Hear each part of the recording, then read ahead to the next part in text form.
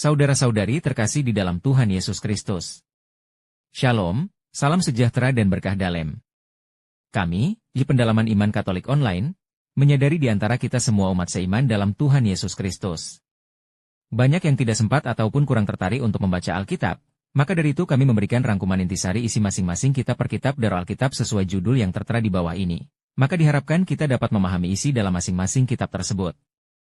Selamat menyimak.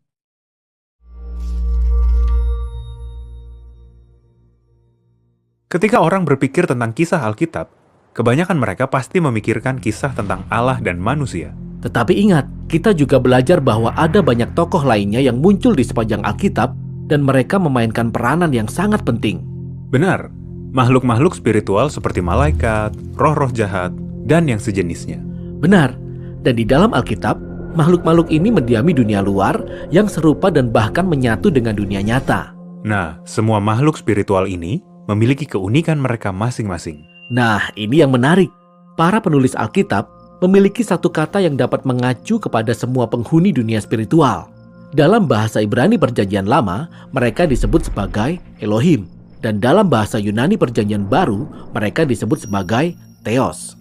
Dan yang menariknya, kata ini dapat diterjemahkan ke dalam berbagai cara, tergantung pada makhluk mana yang dimaksud. Malaikat, Tuhan dengan huruf T kecil, atau Tuhan dengan huruf T besar. Tunggu, jadi satu kata ini bisa mengacu pada makhluk yang manapun? Ya, karena Elohim merupakan sebutan untuk kumpulan semua makhluk spiritual yang ada di dunia luar.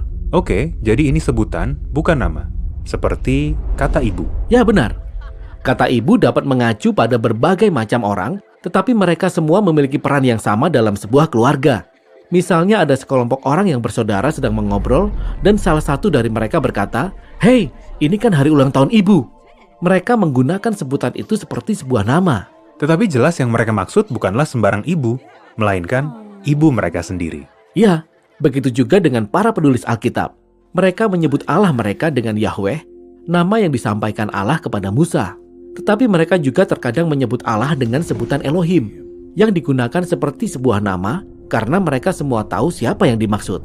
Oke, tetapi tidakkah para penulis Alkitab tahu bahwa Yahweh itu punya kelasnya tersendiri, tidak seperti Tuhan lainnya?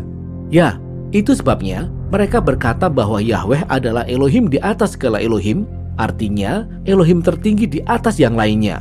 Mereka juga berkata, tidak ada Elohim selain Yahweh, yang artinya tidak ada makhluk spiritual lain yang sebanding dengannya, karena hanya Dialah penguasa dan pencipta atas segalanya. Oke, aku paham. Tetapi, bukankah Alkitab itu mengajarkan monoteisme, yang berarti hanya ada satu Allah? Begini, para penulis Alkitab menyatakan bahwa di antara semua makhluk spiritual yang ada, hanya ada satu yang menjadi sumber dan pencipta atas segalanya, termasuk Elohim. Itulah yang disebut monoteisme dalam Alkitab.